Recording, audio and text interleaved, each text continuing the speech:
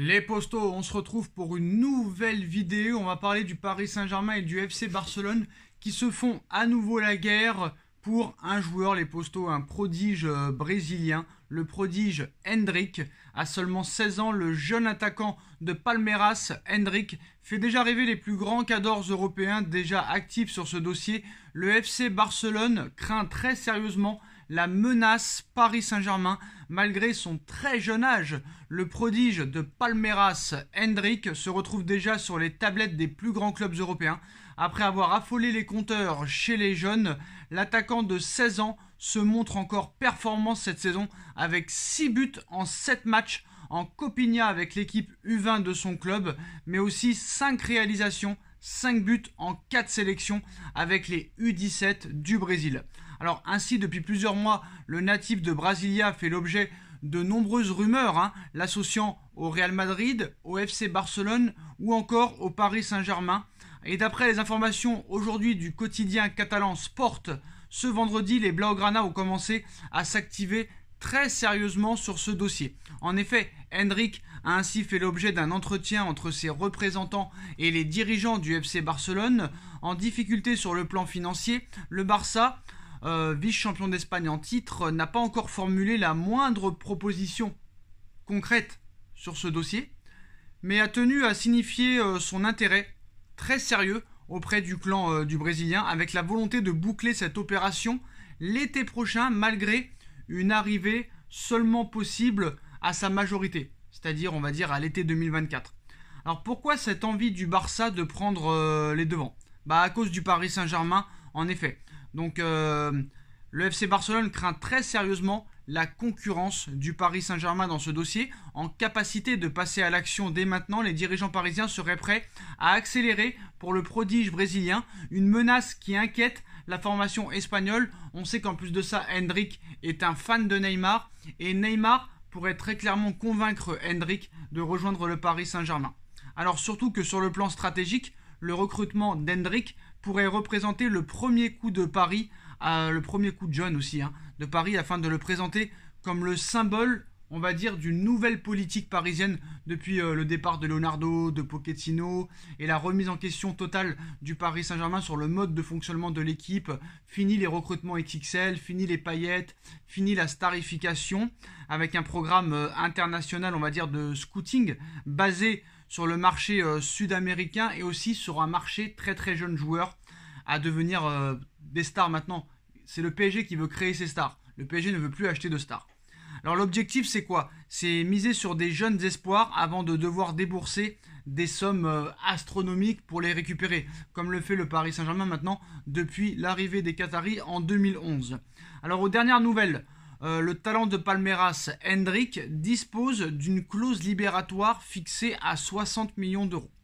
Alors ce n'est pas donné, Il s'agit d'un investissement important, mais qui pourrait devenir abordable si Endrick confirme les immenses attentes placées en lui. Alors je pense que ni le Barça ni le Paris Saint-Germain mettra 60 millions d'euros sur ce joueur, très très clairement. Surtout qu'en plus de ça, d'après Transfermarkt, sa valeur marchande est de 15 millions d'euros. On a vu que dans le passé, les seules équipes, ou la seule équipe qui recrutait des jeunes Brésiliens et qui arrivait à en faire des stars et des joueurs très performants, c'est le Real Madrid. Voilà, la preuve avec Rodrigo, avec Vinicius Junior. Certes, Régnier pour l'instant n'arrive pas à se faire une place dans l'équipe, mais voilà. Après c'est compliqué, il a 16 ans, très clairement. Donc si tu le recrutes maintenant, tu le fais venir à 16 ans, tu le fais jouer en Youth League, je sais pas trop si ça va lui plaire. À voir comment sa saison à Endrick va évoluer, et très clairement, ça pourrait être une solution, très clairement. Après, que veut Endrick ? Le PSG compte beaucoup sur Neymar pour pouvoir le recruter dans les prochains mois ou dans les prochains mercatos. Je ne sais pas si le PSG fera une tentative cet hiver, comme ils avaient pu le faire avec Lucas en 2012. Ils avaient réglé le transfert de Lucas pour l'hiver 2013. Lucas est arrivé, il avait fait 6 bons premiers mois. Après quand même, il a eu une place de titulaire. Il n'a pas toujours été régulier, Lucas, mais voilà. Il a quand même donné pas mal de services au Paris Saint-Germain. On n'a pas eu les grandes attentes. Il n'a pas confirmé les grandes attentes qu'on attendait en lui. Mais voilà, on peut pas dire que Lucas a été un joueur catastrophique au Paris Saint-Germain. Il n'a pas été exceptionnel, il a été juste bon ou moyen bon, voilà. Mais c'est vrai qu'on en attendait beaucoup plus. Maintenant, il va falloir surveiller le dossier de près parce que c'est un joueur très jeune. Il ne faut pas se tromper. On sait qu'il y a beaucoup de Brésiliens à 16 ans, 17 ans qui intéressent beaucoup de grands clubs européens. Et à l'arrivée, ces Brésiliens, on n'en entend plus parler. On se rappelle, moi ça me rappelle quelque chose. Je me rappelle qu'en 2011, le Paris Saint-Germain avait tout fait pour recruter Ganso de Santos.